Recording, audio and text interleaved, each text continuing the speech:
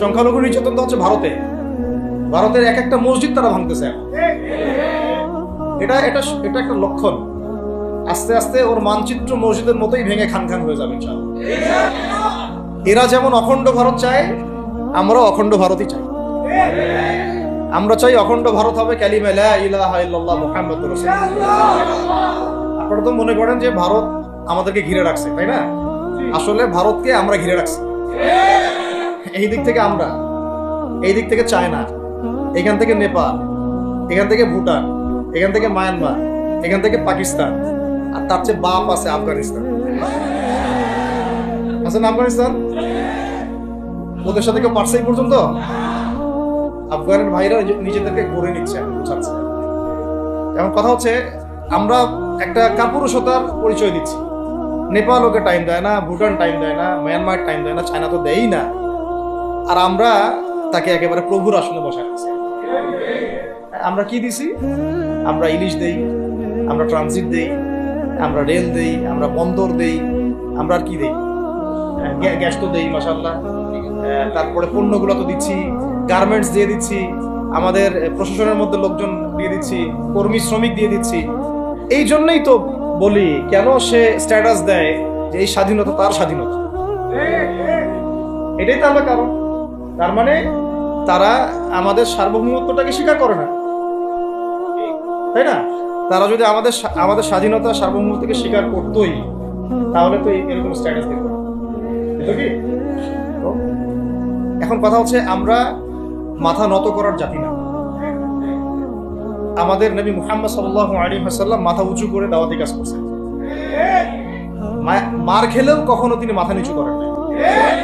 সাহাবায়ে কেরাম রাদিয়াল্লাহু আনহুম আজমাইন মাথা উঁচু করে দাওয়াতের কাজ করছেন, কারোর সামনে মাথা নত করেন নাই ইল্লাল্লাহ, আল্লাহ ছাড়া। মার খেয়েছেন, হিজরত করতে হলে হিজরত করেছেন, কখনো মানুষ গালি দিয়েছে, গালি সহ্য করেছেন, কখনো মদিনায় চলে যেতে হয়েছে, দেশ ছাড়তে হয়েছে, দেশ ছাড়ছেন। আবার কখনো ইসলামী রাষ্ট্র কায়েম করতেছে, রাষ্ট্র কায়েম করছে। জিহাদ করার দরকার, জিহাদও করছে। কেতালের দরকার, কেতালও করছে। আস্তে আস্তে মক্কা বিজয় করছে, করেন নাই? সিরাত পড়তে হবে, সিরাতের ধারাগুলো আমাদেরকে বুঝতে হবে। এখন আমরা তো তার উত্তরসূরি, আমরা তাদের উত্তরসূরি। প্রথম কথা হচ্ছে, আমরা আমাদের নতজানু মনোভাবটাকে আগে ত্যাগ করতে হবে, এক নম্বর। আর অতীতের জীবনের যে ভুল ত্রুটিগুলো দ্রুত সংশোধন করতে হবে। এখন আর আমাদের হাতে অনেক লম্বা সময় আছে এমন না। কত কি যে দ্রুত হয়ে যাবে আপনি হয়তো ভাবতে পারেন। বিশ্বটা খুব দ্রুত চেঞ্জ হচ্ছে। এই অল্প সময়ের মধ্যে আফগানের ভাইরা দাঁড়ায় গেছে, অল্প সময়ের মধ্যে সিরিয়া দেখলেন যে পরিবর্তন হয়ে যাচ্ছে। তারপরে আপনি কয়দিন পরে দেখবেন ইনশাআল্লাহ যে আপনার প্যালেস্টাইনের অবস্থাও পরিবর্তন হবে ইনশাআল্লাহ। তখন এরা আবার হামাসকে ঠিকই বলবে যোদ্ধা, তখন ঠিকই বলবে যোদ্ধা। এখন বলতেছে বিদ্রোহী, বলতেছে সন্ত্রাসী। হ্যাঁ, তো একটা বিষয় আগে বলে নেই, এটা বোঝার দরকার আছে যে দেখেন, ফিলিস্তিনের যে অবস্থা চলতেছে সেখানে কিন্তু আমাদের তাবলিগের মেহনতটা মূল না, সেখানে আমাদের জিহাদের মেহনতটা মূল, তাই না? বিষয়টা ওখানে তো সবাই, ওখানে বোম পড়তেছে, ওখানে কি সবাই তাবলিগের মেহনত করবে না অস্ত্র হাতে নেওয়া ফরজ? এটা বোঝার জন্য আপনার তো মুফতি হওয়ার দরকার নেই। হ্যাঁ, আবার যখন আফগানে আমেরিকা হামলা চালাইছিল, তখন কি শুধু তাবলিগটা ফরজ ছিল না ওদের হামলা প্রতিরোধ করা ফরজ ছিল? ফরজ ছিল। একই অবস্থা সিরিয়াতে হয়েছে, কিন্তু বাংলাদেশে এখন সেই অবস্থাটা নাই। কিন্তু বাংলাদেশে তাবলিগের মেহনত, আমর বিল মারুফ নাহির মুনকারের মেহনত চলবে, মানে তাবলিগের মেহনত, দাওয়াতের মেহনতটা চলবে। যদি কখনো বাংলাদেশে দেখা যায় যে দেশের শত্রুরা বা দিনের শত্রুরা বা উগ্রবাদীরা এই দেশের স্বাধীনতা সার্বভৌমত্বের উপর আক্রমণ করে, তখন কি আমাদের উপরে জিহাদ ফরজ হবে কিনা? এখন যদি তাই হয়, এখন আপনাদের কি মনে হয় এটার সম্ভাবনা আছে না নাই? এটুকু ইন্টেলেকচুয়াল অবস্থা তো আপনাদের আছে, এটার সম্ভাবনাও হতে পারে, আজও কালও হতেই পারে। তখন আমার প্রিপারেশনটা কি হবে সেটা আমাকে এখন জানতে হবে। আমার প্রিপারেশনটা কি হওয়া উচিত? প্রথম প্রিপারেশন হওয়া উচিত, আগের সমস্ত জিন্দেগিতে যা করছি নিজেকে আল্লাহর দিকে ফিরাই নিয়ে আসে। এটা প্রথম কাজ। যে আল্লাহর দিকে ফিরে আসে নেই, তার সাথে না জিহাদের সম্পর্ক আছে না কিতালের কোনো সম্পর্ক আছে, সে তো আল্লাহর পথেই নাই। তো প্রিয় যুবক ভাইরা, আগে প্রথম কথা হচ্ছে আগে আপনি আল্লাহর দিকে ফিরে আসেন। দ্বিতীয় কথা হচ্ছে, এরপরে আমাদের প্রয়োজন শারীরিক প্রস্তুতি। শারীরিক প্রস্তুতি। যেমনটা বললাম যে কোনো অবস্থাতেই আলেম ওলামাদেরকে, দায়ীদেরকে, মুফতিদেরকে, মুহাদ্দিসদেরকে, মাদ্রাসার শিক্ষকদেরকে, খতিবদেরকে ভিতরে ঢুকতে দেওয়া যাবে না। কারণ আপনাদেরকে যদি ভিতরে নিয়ে যাওয়ার স্কোপ পায় তারা নতুন করে আবারও কেউ, তাহলে আর সুস্থ রাখবে না, ফিজিক্যালি আপনি ঠিক থাকতে পারবেন না। অতএব একটা সামাজিক প্রতিরোধ গড়ে তুলতে হবে সবসময়। মানে একটা এলাকার মধ্যে একজন আলেম আছেন, সেই আলেমকে এলাকা থেকে নিতে পারবে না, তাকে নেওয়ার আগে 100 জনের উপর গুলি চালাইতে হবে, এমন একটা মুভমেন্ট থাকতে হবে। প্রতিবাদ না করলে আপনি বান্দরবনে যান, বান্দরবনের পাহাড়ি এলাকায় গিয়ে কোন একটা পাহাড়ি লোককে উঠাই নিয়ে আসেন, দেখি কত বড় সাহস আছে। আর্মি পর্যন্ত পারে না। কি পারে না? সেনাবাহিনী পারে না। পারে? পাহাড়িরা ওখানে ঐক্যবদ্ধ হয়ে যায়, ওদের মহিলারা ঝাড়ু নিয়ে সামনে চলে আসে। এই আমাদের বান্দরবনের কথা বলছে।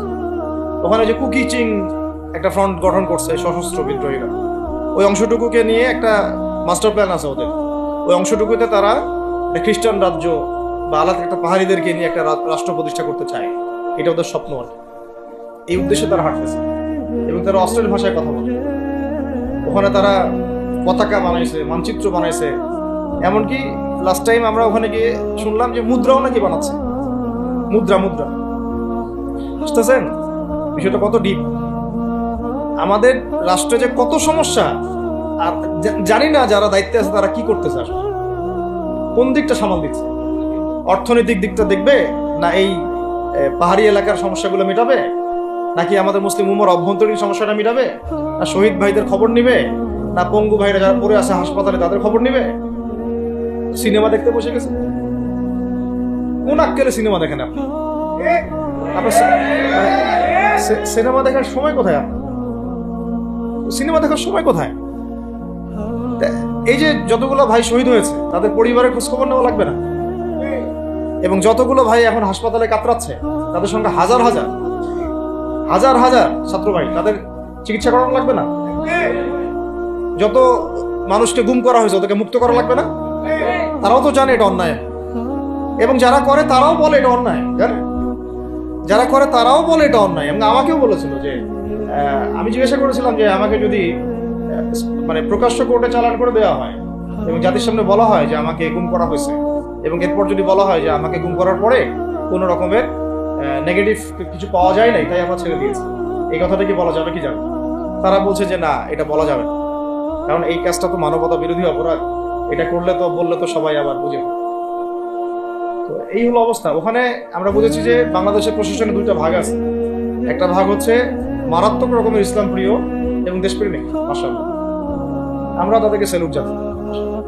কিন্তু আপনারা ভুল জায়গায় শ্রম দিচ্ছেন, আপনারা ভুল জায়গায় মেধা, শ্রম এবং আপনাদের জীবন নষ্ট করতেছেন। আপনাদের থাকা দরকার ছিল ওলামায়ে কেরামদের সাথে, তাহলে আপনাদেরকে টক্কর দিয়ে কেউ সামনে যেতে পারতো না। আপনারা খালিদ বিন ওয়ালিদ হতে পারতেন আমাদের, আপনারা কিন্তু ওমর ইবনে খাত্তাব হইতে পারতেন। ওইখানে ঢুকে আপনারা শুধুমাত্র দুনিয়ার স্বার্থে সব নষ্ট করতেছেন। আমাদেরকে বলা হচ্ছে হুজুর বদদোয়া করিয়েন না, হুজুর ছেড়ে দিচ্ছেন, আমাদেরকে বদদোয়া দিয়েন না, বের হয়ে আমাদের চাকরি ডিউটি। এক ভাই আমাকে কোরআন এনে দিয়েছিল, নির্জনতা, তো ওখানে নির্জনতার সঙ্গী হচ্ছে কোরআন এবং নামাজ। তো এক ভাই দেখেছে আমি একটু নির্জন, মন খারাপ বসে আছে, একটা কোরআন নিয়ে এসে দিয়েছে, হুজুর কোরআন পড়েন আপনি, মন ভালো। আরেকজন এসে কোরআন নিয়ে চলে গেছে। কোরআন পড়ে ওখানে যদি আপনি আবার উল্টাপাল্টা কিছু করেন, ওদের নিয়ম নাই কোরআন দেওয়ার কি নাই, নিয়ম নাই। তো এই হলো অবস্থা। কথা হচ্ছে যে এই ভাইদেরকে মুক্ত করাও তো তাদের কাজ ছিল। যে ওলামায়ে কেরামদের একজনের উপরে 3টা 4টা 5টা 10টা করে মামলা এখনো চলতেছে, তাদেরকে মুক্ত করা উচিত ছিল না? আর এই পুরো জুলুমের পিছনে যত জালেম ইনভলভ ছিল তাদেরকে আইডেন্টিফাই করে ভিতরে ঢুকানো উচিত ছিল না? হয়েছে সবকিছু। এই জিনিসগুলোর মধ্যে অনেক গ্যাপস আছে। এগুলো যদি এভাবে চলতে থাকে তাহলে আগামীতে আমরা যারা ইসলামিক রাজনীতি করবো বলে চিন্তা করতেছি বা ইসলামকে রাষ্ট্র ক্ষমতায় নিতে চাই, আমরাও কিন্তু বেগ পাবো, ভালো রকমের বেগ পাইতে হবে।